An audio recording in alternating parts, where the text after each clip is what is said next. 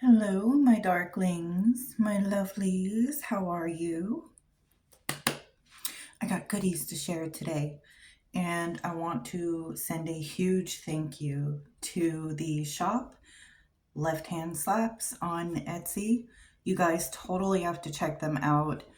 Please, the link is in the description. Wait till you see the art that this shop owner sent me.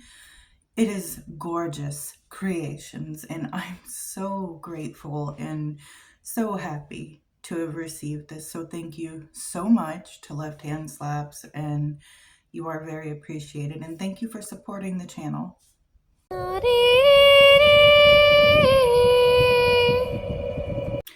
Okay, so it's been a while since I've done a video like left hand path topic. But I wanted to kind of explain to my left hand path followers where my practice has gone to before we get into sharing the goodies, because I want my Norse practitioners to also realize that just because these items are for entities that people tend to work with, typically on the left hand path, it doesn't mean that you cannot also work with these same entities or energies just because you are primarily working with the Norse gods.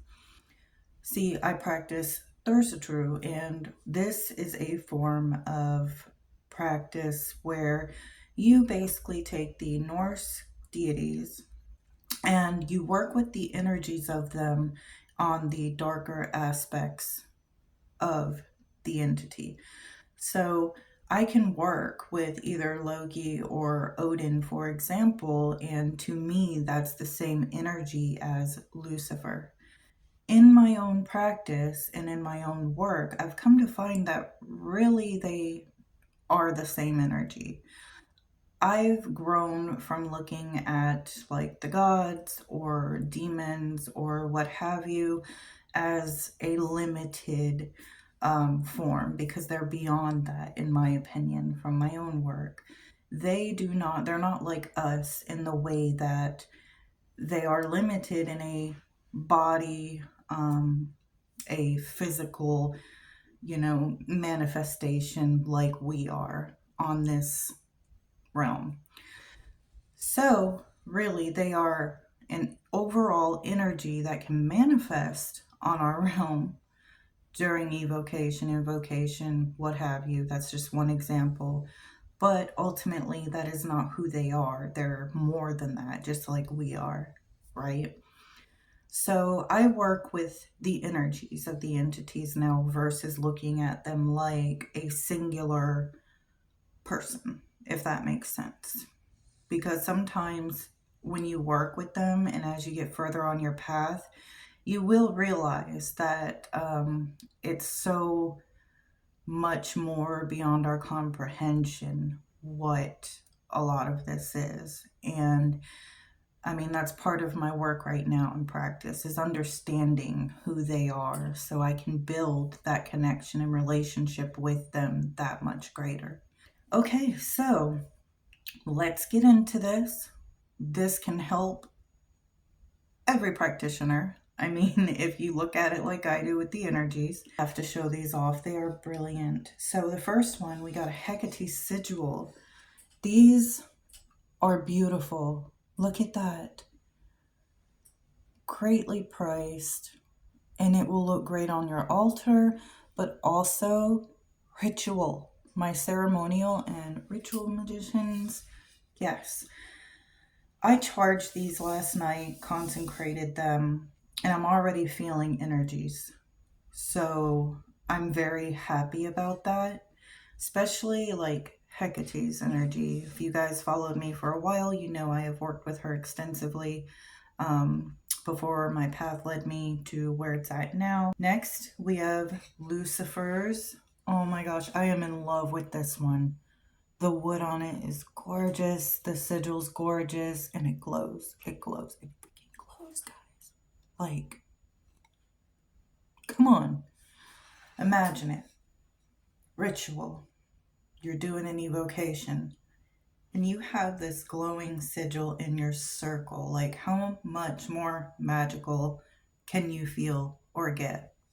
Now, for me, I will probably use like the Hecate sigil on my altar, but I love doing ceremony and ritual, and I love doing a lot of that type of work, so I can see where these are going to benefit me.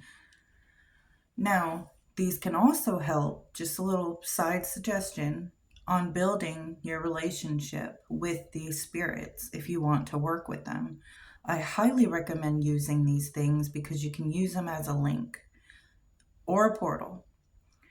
So therefore, if you create the portal or the link using these, you won't necessarily have to do an invocation. You can use these to induce your trance and do some channeling work to communicate with these spirits. It's a very good beginner tip. So that would be what I recommend if you're just starting out and you don't really want to go as far as like doing a invocation. Really, it is a form of an evocation, but it's like a less intense form. Next, Lilith. Oh my god. And you know something? It's so beautifully done and such great quality. I can't even, guys. It's gorgeous. It's got like sort of like a sparkly look too in the sigil. It's just amazingly done. Great work. But I love the wood that this Lilith sigil's on, because when I work with her, like just kind of a red color, crimson, or this type of color, like a burgundy even, reminds me of Lilith. Just, they're really thick. Look. I'm in love with them. Finally, you guys are going to freaking freak out when you see this. Totally going on my wall above my Hecate altar. Look at that. That is stunning work. Yes. So for this time of year, for like Samhain, I did build me a Hecate altar. I do still have my Norse one and my ancestor one, but I do have a Hecate one as well. This is going to be brilliant above that altar. And then adding this with it, oh my gosh, perfect for this time of year. I do a little evocation with Hecate. It's been a while. I'm so excited. I am so excited. And look at that. That's great work too. Wow. You know, I'd love to do wood carvings and like stuff like this. I don't know that I'd be that good and precise with it. It's stunning work. Oh my gosh.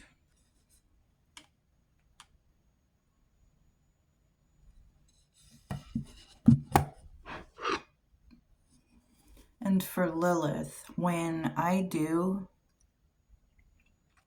any more rites with the incubi, you know, I've been thinking about Lilith and Lucifer's energy a lot too lately, especially Lilith. I've been having a lot of dreams, and I've had some succubi hanging around. So, I mean, I think it's time I get back into practice too with some of this. Since my family passed, I had kind of quit a lot of the left-hand path workings, but you know, I think I'm ready now. I think it's time to get back into it, because you know, you always got to kind of take a break or a step back when things are getting rough, because these type of path workings, they can get intense, and if you're going through a little something, sometimes depending on what entity, you may not want to be doing a whole lot of that work. But I'm so excited. Again, thank you, Left Hand Slabs. I can't wait to use these, and it's perfect for any other ceremonial practitioner, or if you want them around your altar, around your house. I love them. All right. Well, I love you guys, and thank you so much for watching.